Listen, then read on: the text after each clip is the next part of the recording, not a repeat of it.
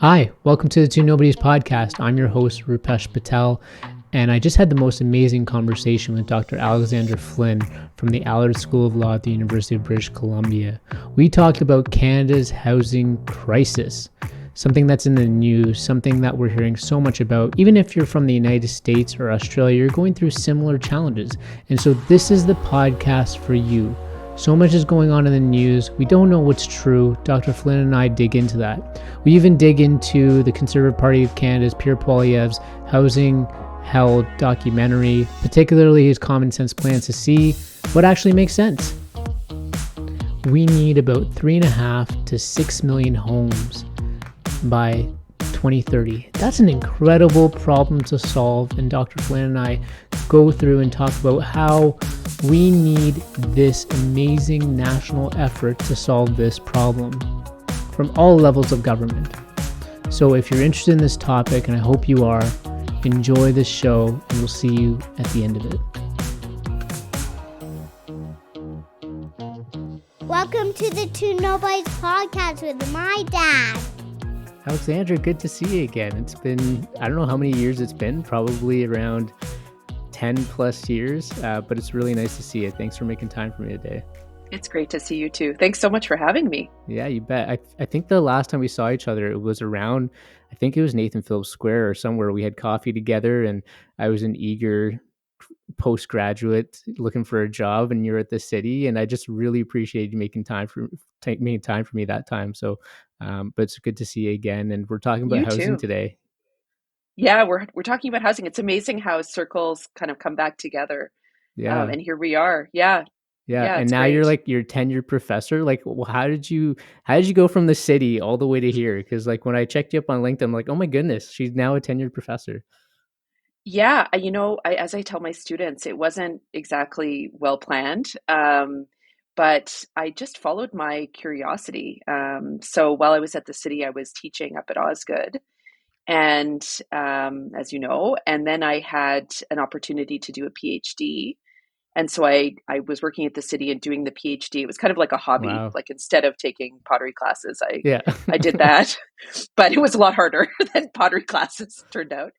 And so I ended up saying, okay, I'm going to take a year and just Yeah. do my research. And then I was fortunate to land an academic job during that time at U of T. And one thing led to another, and here I am at UBC. So Yeah. it was very serendipitous. Yeah.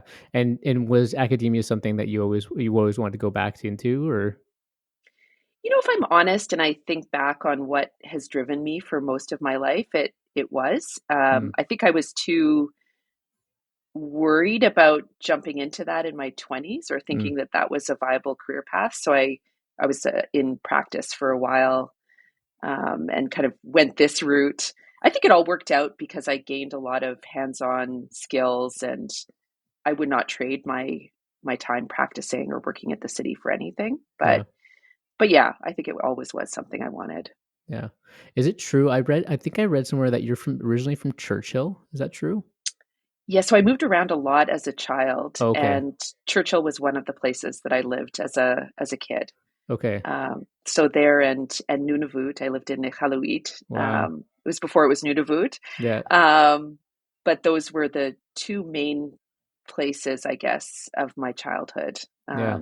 Peppered with a few other opportunities too. Yeah. And now you're a big city girl. You lived in Toronto. Now you live in, do you live in Vancouver now? I do, yeah. Yeah. I live in Yeah. Vancouver. Is that wild Yeah, for you just to go from like these kind of smaller towns to just living in the biggest cities in Canada? Or do you ever think about that? yeah. It's funny. I've lived in bigger cities as well, and I lived in Okay. cities when I was a child, and there's definitely differences. But my belief is that, we create community where we are, and so Mm, even in your biggest city, there's a little place in there. mm, Or certainly that's been my experience in all of the cities that I've lived in. Your little village of, yeah. where you go for coffee and your neighbors, and so I think the nuts and bolts of what makes community is pretty similar, regardless of the size of the place. Um, so I guess that's how I approach my city as well. I think living in a town has changed how I live in a city. Yeah. Yeah. I found that when I left Toronto, it gave me bigger perspective. Like, I don't know if you felt like there is definitely like a Southern Ontario bubble, where it seems like that is where Yeah. everything's happening. And then, even just driving across the country into Alberta, it gives you much more perspective of how vast Canada is and how much more there is going on. Um, you having lived in multiple cities and towns, like I imagine you probably have a lot of different perspectives of what Canada's about. Yeah. In fact, I like living in Toronto, but that is the one thing that I really appreciate about not being in Toronto Yeah, anymore is that I think I would have been, because there's so much to think about and do yeah, research wise there. Whereas now in Vancouver, I engage somewhat with issues that are specific to Vancouver, but I would say they're mostly regional at minimum. yeah, And you see that interdependence of place. Um, so for sure, it's a big country. There's a lot going on. yeah, yeah. Tell folks about how you like the research focus that you have, and then this kind of real interest in housing. Yeah, so I'm really interested in the city as a legal creature. Okay. For your listeners who might not know the nerdy details of it, cities are a funny construct under Canadian law because they're administrative bodies. They're crafted by the Constitution, by the power of the province under the Constitution. So people may have heard of this idea of creatures of the province, and that's where Hmm. that comes from. But of course, for many of us, and just as we're talking about it now, municipalities are very much governments. They handle huge issues and budgets, and they represent the people who are living within their boundaries. And so they have this dual role of government and administrative body, and it creates lots of interesting legal phenomenon, which is what I'm really interested in. So that's I guess, the big picture of what fascinates me. Something I'll never in my whole career be able to fully grasp, I think, but something that I keep working towards. And these days, how that manifests itself is in two specific areas. So, one is what is the constitutional power of cities? So, when Mayor or Premier Ford introduces strong mayor power Hmm. or otherwise tries to change what municipalities are, what they're able to do, what does that mean from a legal perspective? Right. Does that meet the standards of the Constitution? So, that's one kind of area. And then the other area that I'm really interested in is housing, and housing in its full spectrum. So, what has led us to the housing crisis that we're in, what role local governments play, what role they can play, Hmm. and then the crisis of homelessness. So, what happens when we don't have adequate housing for those who need it? And then again, what is the municipal response? So, I would say the housing and homelessness piece takes up the vast majority of the time, but it's really within this backdrop of what are cities and what are cities doing. Let's talk about that a little bit first before we get into housing, because increasingly, like you said, and you gave the Ford government example, you see provinces. It seems like they're encroaching more on things that naturally would fall within cities, or maybe stripping some of their powers, or you know, in Toronto, cutting the size of council. Like how many weeks before an election? Like it was wild. But then, like you remember, I'm sure you know, but Hazel McCallion's famous quote, like the federal government has all the money, the provinces have all the power, and the cities have all the problems, right? And it's Yeah. so true. And but yet, like the provinces don't necessarily give as much autonomy, or they don't always provide all the right funding to cities. But then now you see also the federal government trying to have like agreements with the cities, and the provinces are kind of like, whoa, whoa, whoa, hold up a second, right? It's an interesting thing because the cities are trying to deal with some of these problems, like whether it be even on the climate side in face of governments who are not trying to do as much, but cities want to do things. And I don't know, it's just an interesting time. What are your thoughts about like cities trying to get more power and maybe more funding, and provinces not living up to it, or do you think the provinces are doing a good job at sort of managing things? Yeah, I mean, I think we have a constitution that doesn't reflect the reality of governance in Canada. Hmm. It so happens that we have a constitution that is very hard to change. compared to any international constitution. Mm. And we have, quite rightly, politicians from across the board that are terrified of opening up the Yep. Constitution because of how problematic and difficult that is. And so what we're left with is this outdated laundry list of powers that, first of all, doesn't include everything like housing. Mm-hmm. It's not named Mm-hmm. in our Constitution. But in addition, an agreement almost between us, between our governments, that really doesn't match how we actually govern.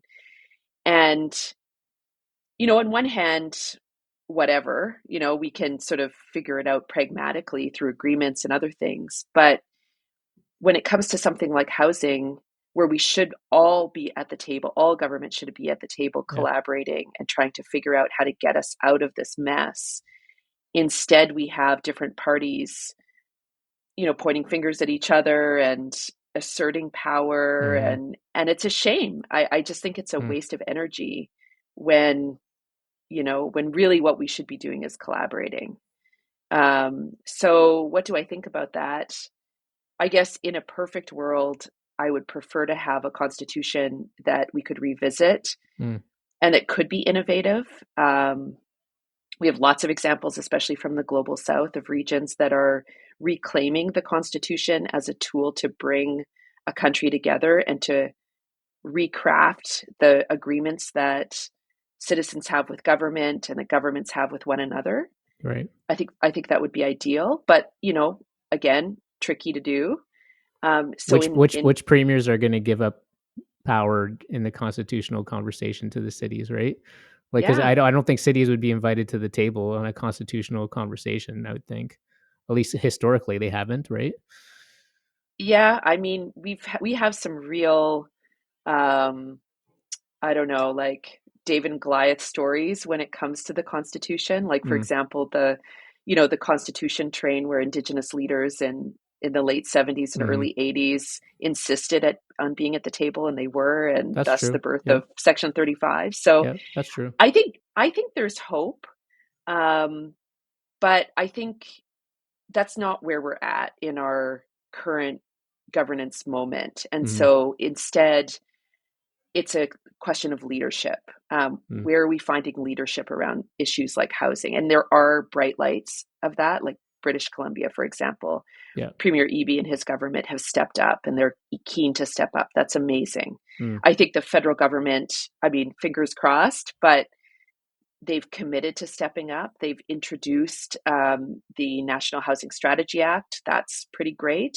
Mm. Um, the question is, are we going to have our governments collaborate, or are they going to interfere with one another because of their assertions of power? Right. It's not an ideal situation for sure. Yeah. Yeah. Let's get into housing then. Like, All right. I think there's a lot of talk about it. It's hard to know what to believe. In your eyes, like, I mean, you already said a little bit that it's a mess, but when you define this sort of housing crisis, like, how do you see it? How do you define what this housing crisis really is about? So I define it in terms of how many people are without the housing that they can afford. Okay. And so to me, that's a data question. So I have an amazing team here at UBC that is looking at that and has looked at that exact question, quantifying based on the data that we have. And the data is poor, but based on the data we have, what is the housing need across the country? So your listeners can go on heart.ubc.ca. They can input their municipality and they can see how many people, based on 5 quintiles, don't have the housing they need. Okay. And we can do that for across the country. And so based on that, we see that there are over 6 million homes that are needed in this Wow. country. And to me, that is the crisis. We have people who either don't have a home that they can live in and satisfy their other needs, therefore they're going into debt, or they're stressed, or they're overcrowded, or they're in living situations that are unsuitable or unsafe. Mm-hmm. Or at the very worst, we have people who are unhoused, who are living rough, or who are sleeping on other people's sofas. That is the crisis that we are in. Yeah. And the affordability part of it too, right? And I guess that's part of the first group that you kind of character, like I would imagine you're including renters, for instance, who want a home but they just can't afford to get one these days. Absolutely. Yeah, Absolutely. yeah. Yeah.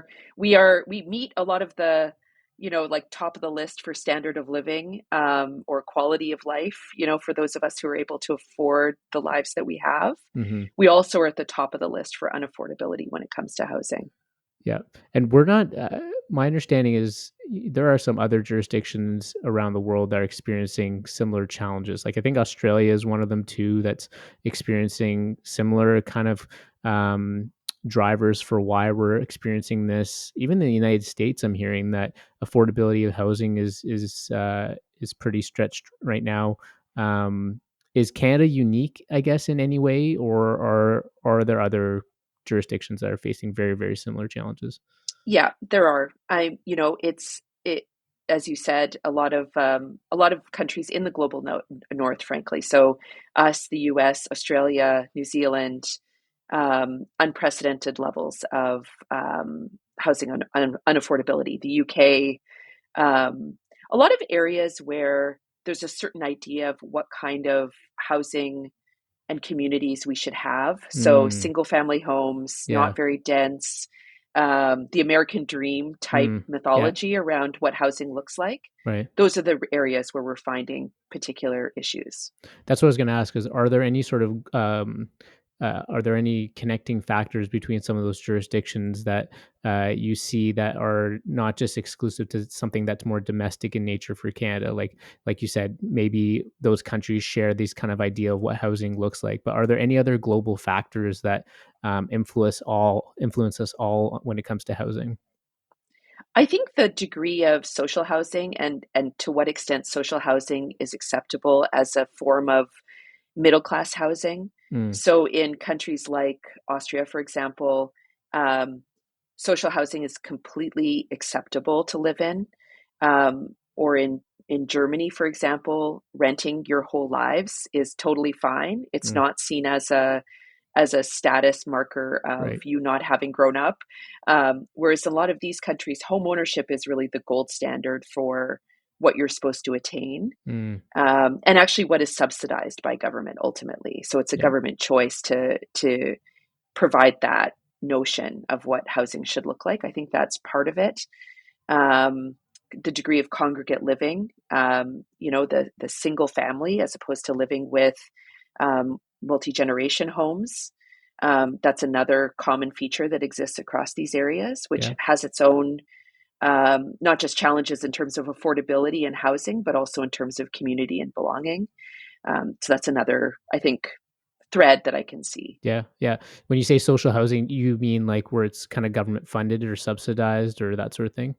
Yeah, government owned and operated, Yeah. I guess would be on its most sort of extreme level, where the government itself has an agency that oversees that housing stock, or some form of direct housing subsidies that are given and essentially make it into a public service that government provides, but it might be more complicated from an administrative perspective.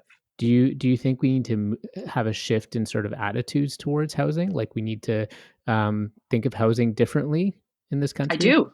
Yeah. I do think we should. I do think we should.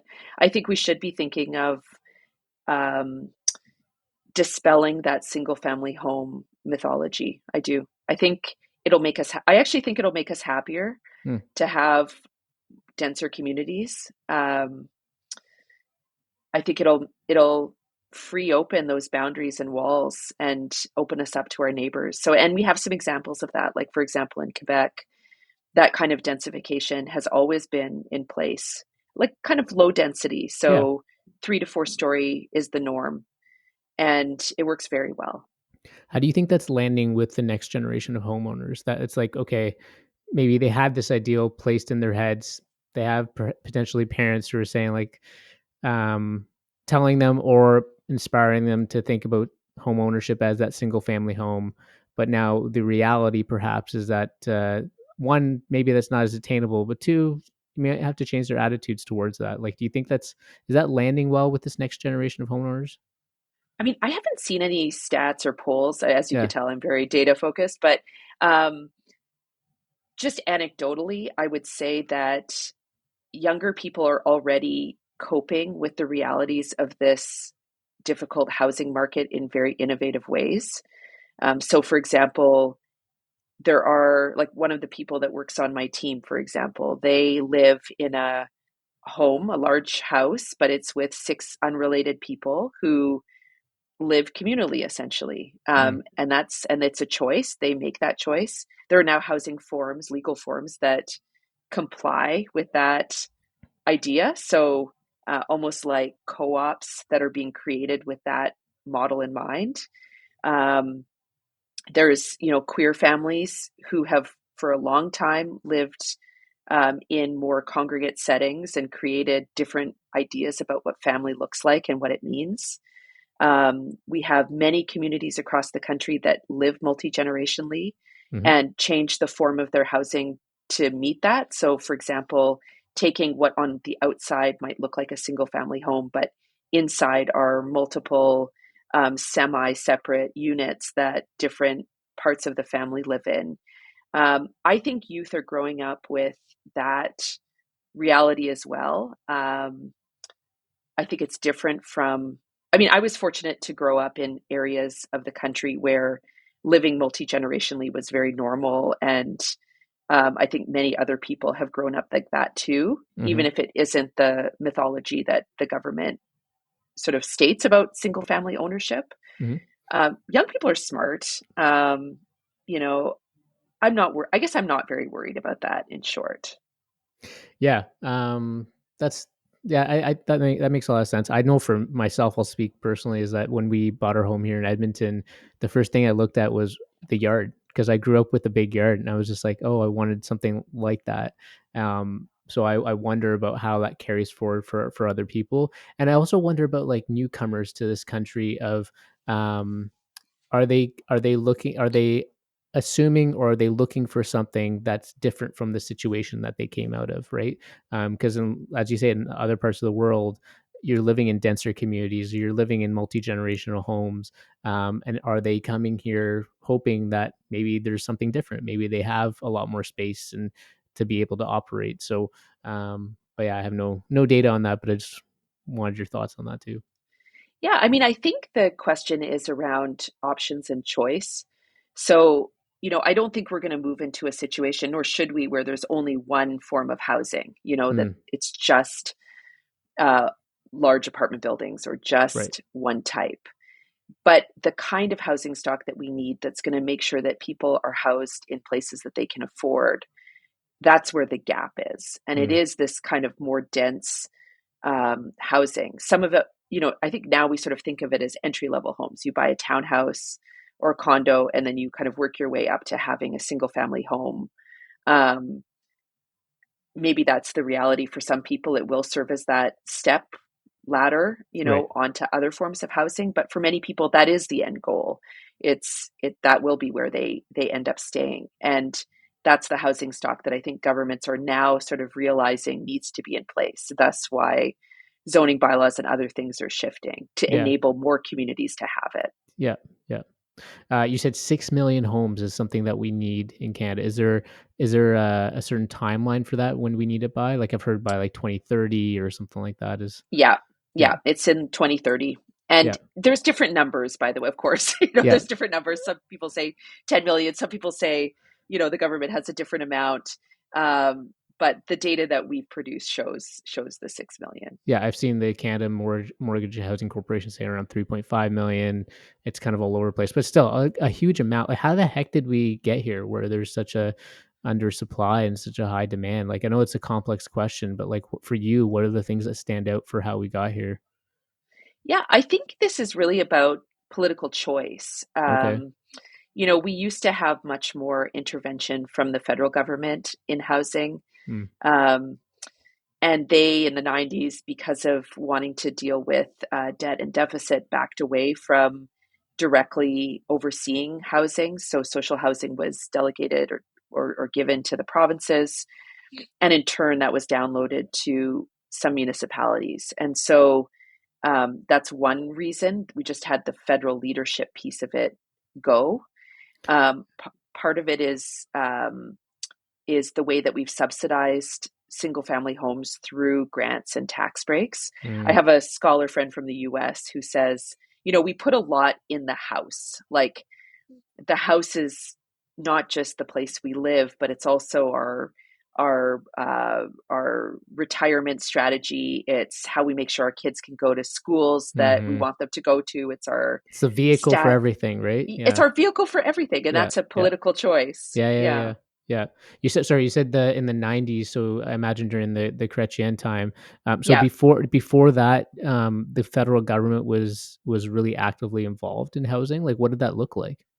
Yeah, so for about 3 decades, so of post World War II, again another crisis time of housing, the federal government stepped up and basically built and operated social housing, Okay. and so there were communities of that were created essentially that housed people. I Hmm. mean, it's not more sophisticated than that. There was just more money and more housing, and then obviously that's expensive to do, and so the federal government in the Chrétien years through Paul Martin's budgets decided to get out of the business of housing and determined that it was a provincial role and not a federal one. Okay, so because in BC, I think you guys have BC Housing, right? Is that Yes, is that kind of deal with sort of provide non-market kind of housing solutions there? that's right. Okay, not every province has that, right? I don't think. No, no. In some places, like in Ontario, for example, it's really been seen as now a municipal role. Yeah. So okay, so the federal government kind of absolves a responsibility from that. Then what does that start to do over time in terms of just like the supply of housing or just kind of contributing to the situation we have now? Yeah, so it suggests that there's I mean, because many provinces assumed the same position that it wasn't the role of government to own and operate housing for especially those who are more vulnerable. What it meant is that there needed to be a market role for this, that the market would need to step in, sometimes with subsidies, sometimes with restrictions. For example, having a certain number of units that were identified for lower income or middle class folks. But essentially, the idea was the market will be able to deal with this issue, and Mm, that's where we see the gaps. They aren't. There are a considerable number of individuals who just simply cannot afford market housing, and so the question is, what do we do about that? And because there isn't the supply that's being created, we now don't have enough supply to sort all of those who need housing. So that's one piece of it. The other mhm. piece is our population has grown. So we have more people who are coming to Canada, which we need. We need that from a Labor immigration. standpoint, or yeah, Yeah, yeah. yeah. We also have tremendous labor needs here, Mhm. but we don't have the housing to provide to people. And so, I'm reticent to say that immigration, especially these days, is the cause of the housing crisis, because it is not. This is a decades in the making Mm. issue, but we're definitely stretched in terms of the housing supply that we have and the ability to house those who need it at the rates that they can live in. Yeah, yeah. Do you think that there is a place for like, is it too late now for the federal government to go back and try to get into non-market housing? Is there any sort of, quote unquote wartime kind of level of effort that we could put to this problem? Or yeah, any thoughts on that? Because I've heard, recently people kind of entertaining that idea, I guess. I think that there's absolutely and should be. This is the moment to change how we do things. It Okay. is. I mean, Yeah. we really do have a crisis of leadership in this area. Um, the only government that can really do it across the board is the federal government, Mm, and they're reticent. Um, they don't have to do it by directly building and operating housing as they did post World War II. They can do it through funding. They can do it in a similar model that we've created. Healthcare is another line item that was not in our constitution that we figured out a national response to. I think we are at that level of crisis. And again, there are ways that we can ensure cooperation with principles around a right to housing or a need for housing. Mm-hmm. And they should. So yes, I think this is a fixable problem. I don't think we're too far down any road that we can't re-steer the ship. I wonder why the federal government, if that, like, that would seem probably very obvious to folks then, I guess, those who are working in the federal government, I guess. Why wouldn't they be responding in that way then? To be honest, I think they are. Okay. So for the housing projects that I'm involved in, we have a lot of conversations with different federal leaders, both political and at the staff level. And I Mm-hmm. think there is a real momentum to try to figure out how to navigate, constitutionally speaking, the role of the government, the federal Mm. government, in all of this. I think that's one piece of it. I think the other is what's going to work. There has been a lot of money that's been put towards subsidies. A lot of the subsidies have gone to um, the market ideology around dealing with the issue, and so ensuring that they're spending money or directing money to the right causes, I think, is another preoccupation. So I do think there is an interest and a recognition. Um, and we're just in that moment of sort of seeing how it's going to pan out, assuming that the federal government does say at the end of the day, let's actually do this, and assuming that they have a mandate to do it ultimately, because there will be an election. Is there, if the federal government is putting money towards this, does the market side have the capacity to be able to deliver on this, and are there non-market housing players that can also get involved? Like, yeah, is that an issue right now? Yeah, I'm so glad you asked that. So the non-market providers, I think that's a real opportunity for change. So these are the bodies that are essentially building housing for those who are middle class, lower middle class, who can't afford market level housing, and Mm-hmm. in housing forms like land trusts and other models that keeps it affordable for the long term.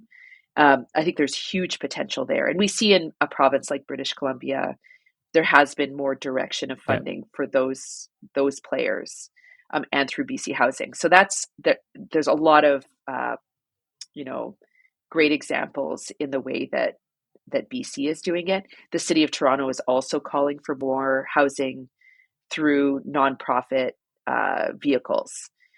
But that doesn't mean there isn't a role for-profit housing Mm. developers. Of course, there is, and there will be people who can afford market housing and will remain in market housing. A significant number of people. I don't think we're certainly in the projects that I'm involved in. We're just not as worried about those who are already able to access market housing.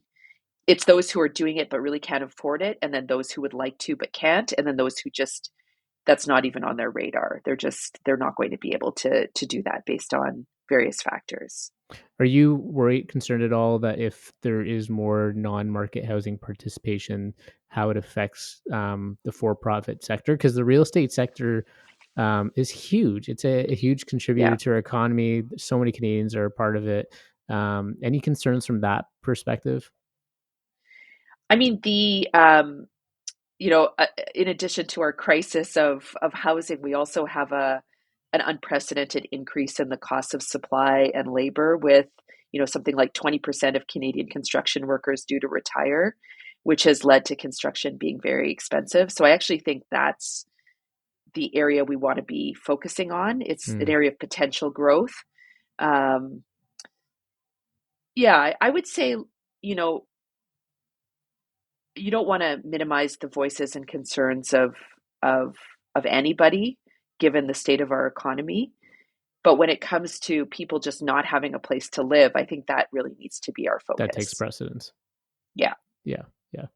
Yeah, because I wonder from people who are like, yeah, housing is so important, but as long as it doesn't erode my property prices, or my real estate investment portfolio, it's but that's it's a realistic part of the conversation. But to your point, when people are facing situations where they're unhoused, like that definitely takes precedence. I think that has dominated the discussion of housing for Yeah, too long. yeah, And listen, I'm fortunate enough to own a house, so I get it, but um, I'm in a better position to lose some money on the value of my house than somebody who's at risk of losing their rental property and falling into homelessness. I think it's just, where are we putting our priorities right now? yeah. And I think that's what has to take precedent. So federal government, you said, has the biggest opportunity and role to play.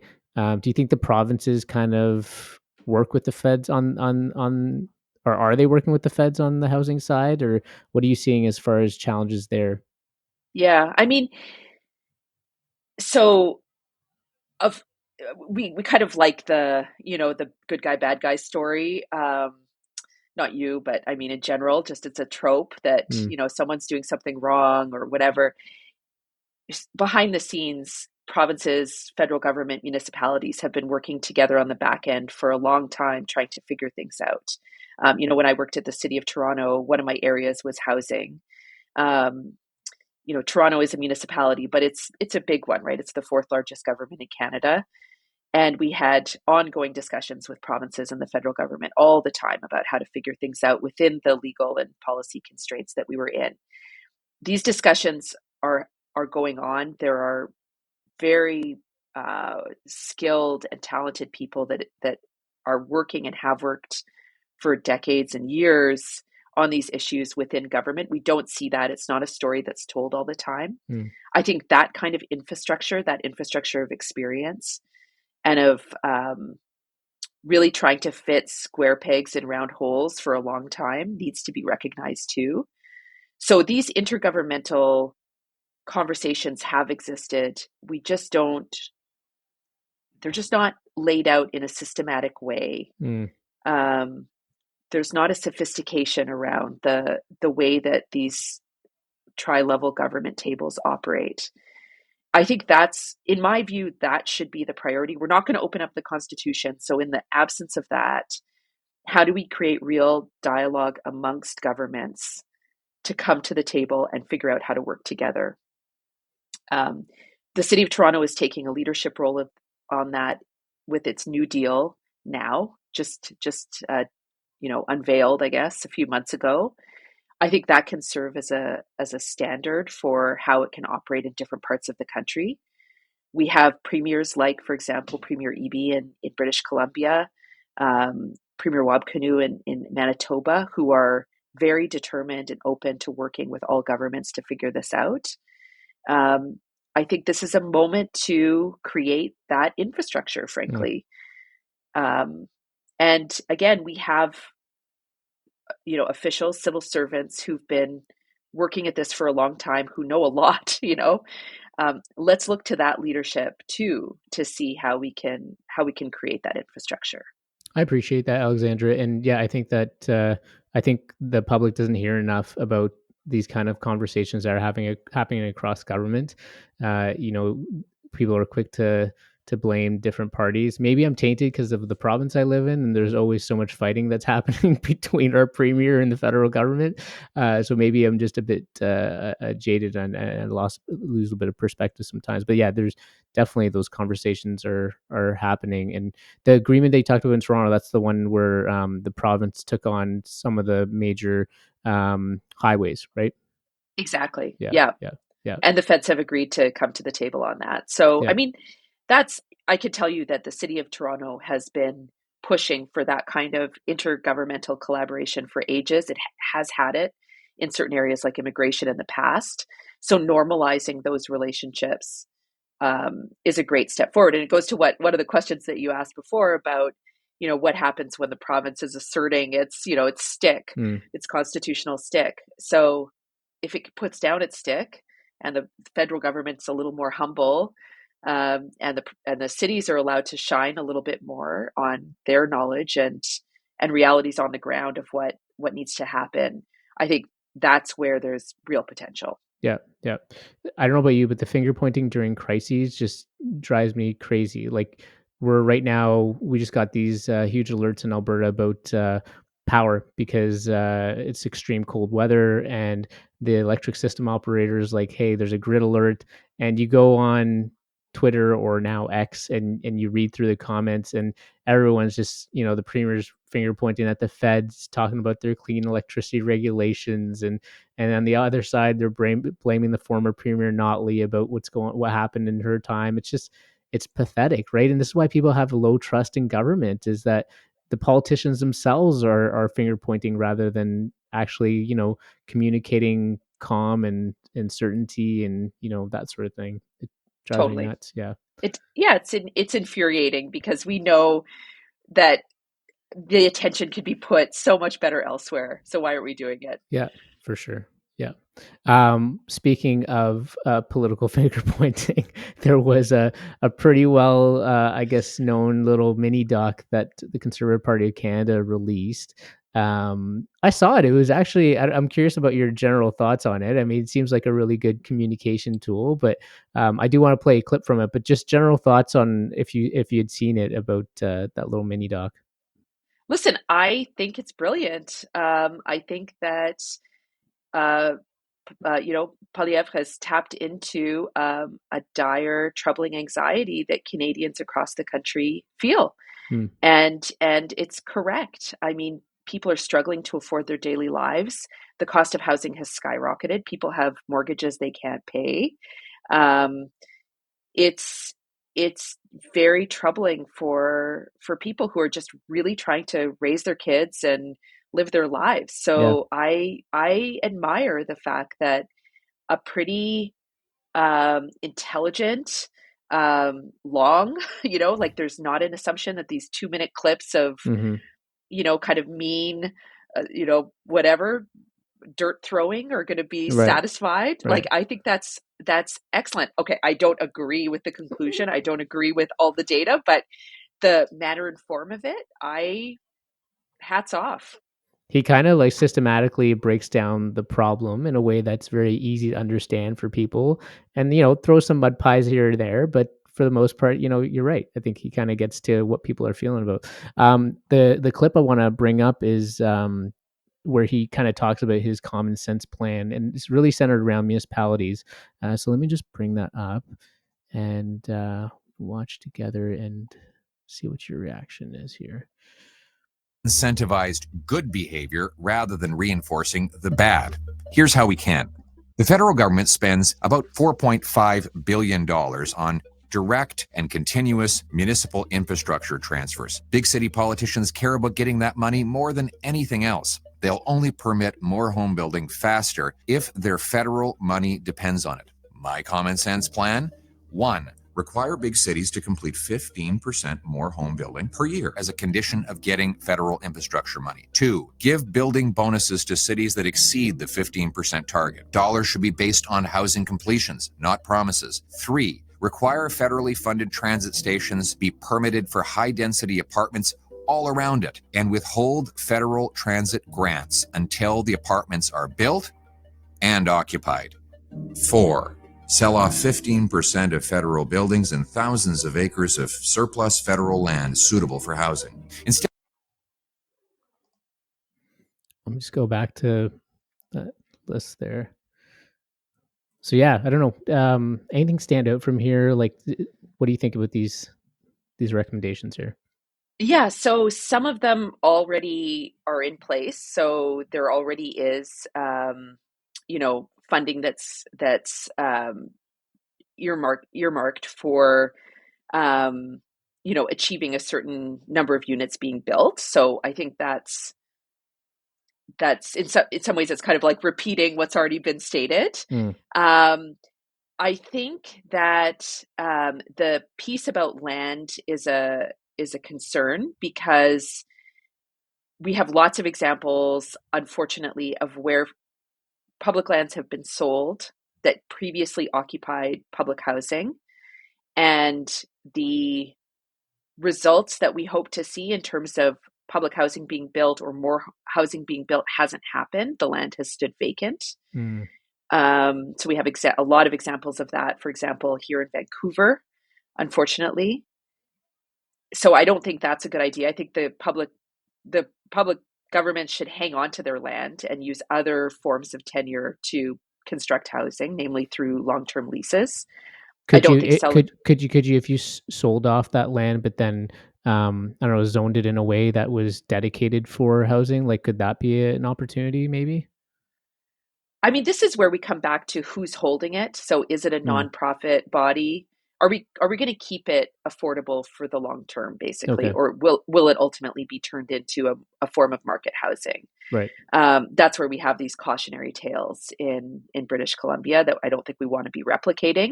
Mm. Um, so I think the bottom line is it going to remain housing that's affordable or not? And Okay. what vehicle are we using for that? But selling it off doesn't seem like the right call.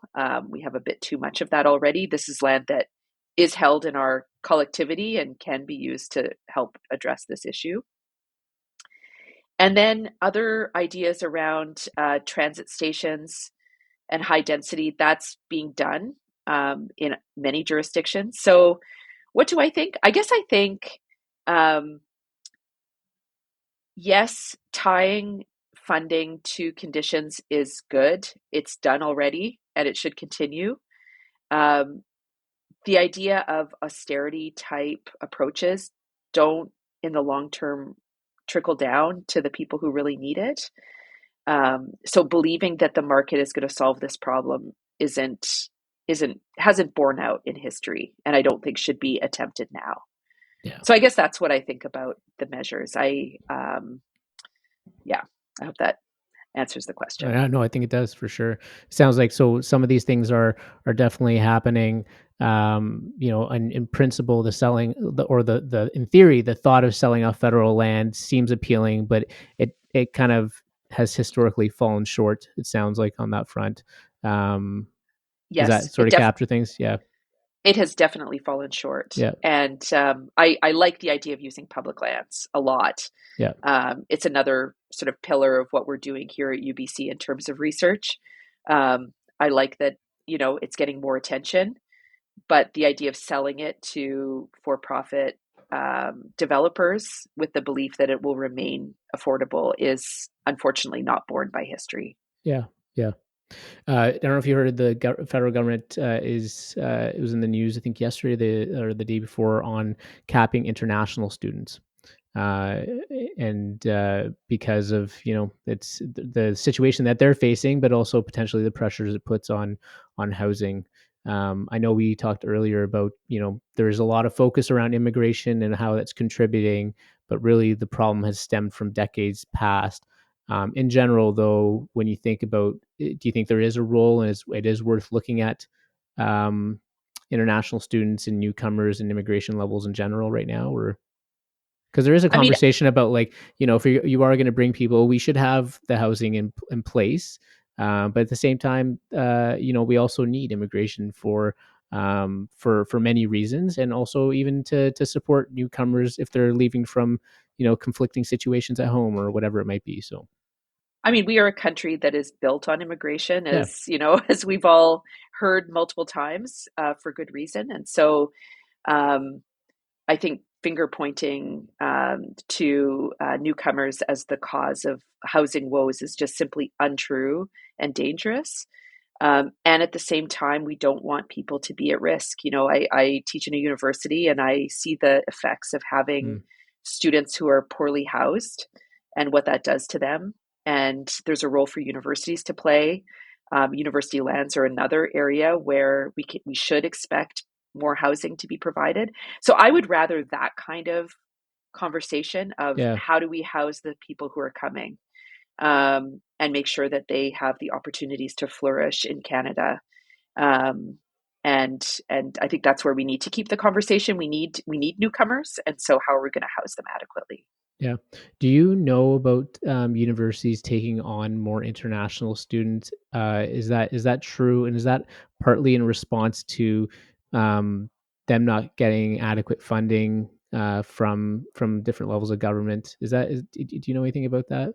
It's a bit outside my area, so I only know Mm, what I've heard, but yeah, that is, I think I was reading, a few articles in the past weeks that are highlighting this new announcement by the federal government, and that seems to be what people are reporting, that the number of international students is going up, and at the same time they're not guaranteed or even um, given in some cases opportunities to stay in Canada afterwards. So it's really yeah, a cash grab on the part of universities. Again, it's not my area, so I don't have any data on yeah. it or what have you, but it does seem like that does happen, unfortunately. Yeah, because I'm starting to see some articles pop up about people leaving now the country because of what they were hoping for, but they're not achieving what they wanted, and they're not finding their housing situation, and they're not finding a better life. Like that's really sad, right? It is sad. It's Yeah, horrible. It yeah, shouldn't happen. Yeah. yeah, yeah. What is something that's kind of in the mainstream, I guess, news or dialogue that just bothers you when it comes to like this is not true, or we need to inform Canadians better on this problem? Is there anything that sort of stands out that you just kind of want to square the truth on? I mean, so I do we haven't talked about it much, but I do a lot of work on homelessness, so street homelessness, Yeah. people living in encampments. And obviously, there's a lot of conversation around the chaos these people purportedly cause, or that there's too many people who are homeless and they're violent and they're, you know, destroying cities, like that kind of conversation that is very troubling to me. So I Mm, guess one thing to square up is linking homelessness to the housing crisis and just emphasizing that this is the outcome when you don't have adequate housing for people who need it. mm, Um, these are most at risk, vulnerable people who are ending up on the streets because they don't have other places to live, and it is not what they want. They don't want to be on the streets. They don't want to be living in parks. They don't want to be living as they are. mm, And there again are many examples of countries that have much better ways of housing people who are so vulnerable. I remember once interviewing somebody who was responsible for this very vulnerable population, and saying, it's not easy. These folks, they have a lot of needs. They might have addiction issues, the mm, mental health issues. It's not easy to house them, but that doesn't mean we shouldn't. That's what we should be doing as a society that has something like the Charter of Rights and Freedoms, which guarantees certain fundamental rights. And it's very troubling to have so much anger directed at people who are suffering so much. Um, so that is, I guess, one thing that I'd like to emphasize. I'm sure there's some common ground we can find on both sides of the political spectrum on this, right? On one side, people are really upset about seeing these encampments in cities. So then, if we all if there are people who feel that way, then we can all make this kind of effort towards housing those folks, right? And putting some sort of national effort towards this, right? Like, there's got to be some common ground on this issue that we can find. Absolutely. I think so. Yeah. I think people, like if you speak to people about what's actually happening, most of the time you can find common ground. Like earlier this week, I was on a radio show and about a decampment that's taking place, and I got an email from somebody, a resident in the area, who said, listen, I'd love to talk. There's a homeowners association. We used to be very sympathetic towards unhoused people, but we've just gotten really frustrated, and we'd love to talk. I mean, I love that. Like, Yeah. let's just come to the table. These are obviously interested people who live in the neighborhood that have a desire to find a common ground as well. So why aren't we encouraging that kind of all hands on deck? Let's move forward together. Divisive politics right now, I mean, maybe anytime, but right now, it just doesn't It's not doesn't make you needed. feel good. No, It, no. it's not the right vibe, Yeah. as Yeah. my teenager would say. Yeah, Yeah. yeah, yeah. I know somebody, a neighbor of mine, who's a firefighter here in Edmonton, and he was working in the downtown core, and he said most of his calls are at encampments, and it's because of people just trying to stay warm. But unfortunately, it's kind of unsafe, right? And so they're having to deal with a lot of those calls of just trying to have these tough conversations, right? Firefighters who, maybe they get some training in this, but they're having to have tough conversations with people. But like, unfortunately, we can't have you have that have that fire in your tent because it's going to create a really unsafe situation. But these people have no choice, right? Like it's Yeah. pathetic, right? You have firefighters who shouldn't be having to deal with these kind of calls, right? And should be focused on what they're really supposed to be doing. But he was saying that was like 90% of their calls, right? Yeah. Was folks, trying to stay warm in these unsafe situations, or, on the drug overdose side, he said it was a huge, huge thing. So Yeah. Yeah, totally. I mean, I think, there are examples of municipalities now with encampments who are saying, okay, we know people want to stay warm and need to stay warm, especially in a place like Edmonton or here right now, frankly, in Vancouver. yeah. Um, and we know that we have these bylaws that are restrictive and codes that don't allow it. So what do we do? What are creative solutions around this? Yeah. And are figuring it out. So like the City of London, I mean, places you wouldn't have previously looked to for necessarily best practices. It's leadership, right? Where you have leadership that's saying, let's do it differently. Let's talk to each other and figure it out. You can come to better situations amidst an overarching crisis that's going to take some time to solve. Yeah. Yeah. Is there a jurisdiction out there, like another country that could be a comparative model for Canada that's kind of doing it right? Yeah, so on the homelessness side, I think Finland is Mm, the gold standard. And what they did, it was two things. So number one, they said, we have to fix this. This is yeah. going in the wrong direction, just like us, right? This is encampments are increasing, homelessness is rising. We need to curb this. So leadership, number one. And number two, they said we need to figure out and measure the problem. And Mm, so there's really good data around homelessness in Finland. Every municipality counts how many people are unhoused. We don't do that in Canada. So we're at like chapter one of the book, right? Chapter one, paragraph one. Like we don't even know the magnitude of the problem. okay. And so how can we solve it if we Yeah. don't know? I don't think this is rocket science to count this stuff and figure out and then hold ourselves and our leaders accountable for fixing it. So I think that's a great model for homelessness that we should be looking to. And in fact, this coming week, maybe too late for your listeners, but it'll be available on video. There's a delegation coming from Finland to give advice to the federal government on how to address homelessness here. Yeah. I think it's a great, great way to sort of maybe move to my final two questions, if that's okay with you. But in short, I guess, what do you want people to take away from this conversation? I think number one, that it's fixable.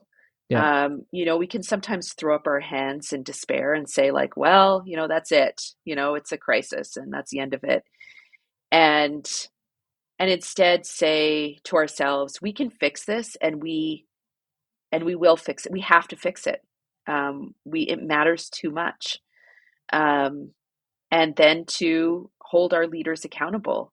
If we learned anything from the pandemic, it's that all of those marches in the streets and pushing back through letter campaigns and Mm-hmm. contacting our officials, it really worked. Mm, Let's keep that up. It's a lot to ask because people are exhausted, people have jobs, people have children, people have lives. yeah. But we can do this and we should do this. And there's a role for the public in in solving it.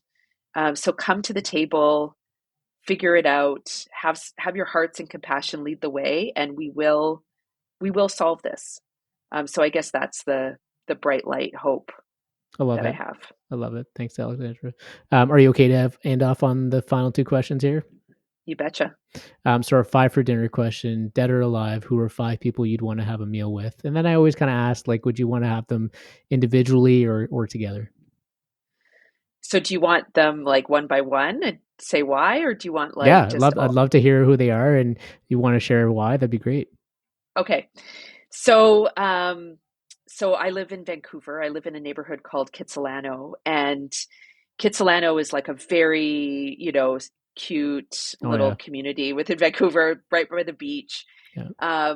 And, as I mentioned before, I believe like neighborhoods have their own personalities. They're not just part of the cities. And in our neighborhood, it's actually named after an Indigenous Squamish leader, long passed away, named August Kitsilano. And, I can imagine what Kitsilano looked like before all these houses were built and Mm. the volleyball net was put up. But I would love to just actually go out on a trip with him and just hear his stories and hear how things work. I write a little bit about this. I've written a few papers on Stanley Park and Mm. Granville Island, and kind of what's been in Vancouver before what is created now. And to me, he would be the person that I would love to just learn from, in terms of the past. So that's That's one. cool. Yeah, that's cool. Kits is a beautiful place. Love it. Yeah, I feel very Yeah. lucky to be there Yeah. for sure. Yeah. The next person that I was thinking of is RBG, so Ruth Bader Ginsburg. Mm-hmm. Tough lady, tough as nails, tiny little woman, former Supreme Court Justice of the U.S. And I would love to talk to her just about law. Like, how do you tinker with arguments to have them be winnable, even where, especially something like the Constitution, seems really challenging to deal with. So right Right. now, I'm really engaged on this question of the right to housing, and I feel like she would be an ideal person Mm. to pick the brain of, to kind of figure out the nuances in a very nerdy Yeah. way Yeah. on how to work with it. So that would be number two. Yeah. By the way, all of these would be individual. I would Yeah. not want to have them all at the same table, Yeah. except maybe my last one, which I'll get to. The third is Desmond Tutu. Yeah. Just like, I just want to hear him talk, just like hear him talk about people, and the goodness of people, and what's possible in that way. Yeah. Having seen the worst, and then hopefully moving towards the best. Um, Another person is Stephen Hawking. Mm-hmm. So fascinating view of the world, and again, one of those people I just love to hear talk, Yeah. mostly about his own personal story, being somebody who had a disability and his brain was still so on fire. So how to just like almost survive when you're limited. I'd love to hear more about that. And then the last person is my mom, who passed away 3 years ago. I just Mm. love to have dinner with her again and hang Yeah. out with her. And yeah, I was always so curious about what she would think of all the things that are going on. So just to share with her, like, what's happened and what does she think? And then just, kind of hear a few more Of course. stories from her. Yeah. Yeah. Yeah. Very interesting. That's amazing. By the way, what an amazing five, and for sure individual conversations. I could also see a really interesting group conversation develop into amongst those five as well. RBG, so crazy. Like the spectrum that she kind of was championing, and then she passes away, and then who they replace her with, right? Like it's just like, she had the person, I forget what's the justice's name that they replaced her with. My gosh, it's too early. Yeah, Can't it's okay. remember. Anyways, like she had an incredible resume representing a different sort of spectrum of politics and thinking, but like just the complete opposite, right? Like from RBG. Totally. I know. Yeah. Yeah. Such a shame. Yeah. Yeah. I'm sure she tried to. I imagine she probably would have wanted to hang on for as long as possible, right? She So really tried. I yeah, mean, my yeah, goodness, all yeah, that weightlifting, at age 90 or however old she was, like, what a trooper. yeah, yeah. Last question. Besides the circle of life, what do you know for sure? Okay, so this might be controversial, That's but okay. I want to uh, hear controversy sometimes. I believe that you really can't go wrong with poutine, like in terms of Mm, making it. Like, it's really hard to screw up a poutine. And this is partly where I grew up, like in Nunavut. There was a place called The Snack that made yeah. very innovative poutine. They would put like random vegetables, whatever was available in the kitchen. Delicious, delicious stuff. Plain, with toppings, with ketchup, doesn't matter. I think it's hard to go wrong. Okay, well, maybe I'll add to that because I can't have dairy. So have you ever had dairy-free Oh, poutine? I have. You have, and you're okay with that? I am. I mean, Okay, all right. listen, there are some really good faux cheeses out there. Yeah, there are. Yeah. And when they're covered in a miso gravy, you're going to be fine. I think any listeners from Quebec are just tuned off now. What do you Yeah, think? that's it. You've lost your Quebec I've listeners. lost my Quebec listeners. Oh, great. I'm Thanks, sorry about Alexandra. that. That's okay. Yeah. That's all right. I'll just cut this part of the episode off. Yeah, So chop it off. yeah. Yeah. Yeah. Hey, this was a lot of fun. I really enjoyed the conversation. It was really great to see you again. I think you cleared up some things for folks that they probably thought were true or what they were listening to, and really got us to focus on, hey, these are there's some incredible needs out there, and we have the ability to do something amazing. And now is the time for us to really galvanize some major efforts, starting at the national level and trickling all its weights down to the municipal level. So really appreciate you bringing clarity to the conversation, and always happy to have you back at another time. And yeah, thanks for I'd love spending that. your Sunday morning. Hopefully you had some coffee before you joined us here. So Before and during. So perfect. yeah, That's what perfect. I love. Yeah. Thanks so much for having me. It was a real delight, actually. I really enjoyed it. Thanks so much. And stick around. I just want to make sure we get a pure upload here. All right. Thanks so much. Thanks everyone for joining us, and we'll see you at the next episode. Bye.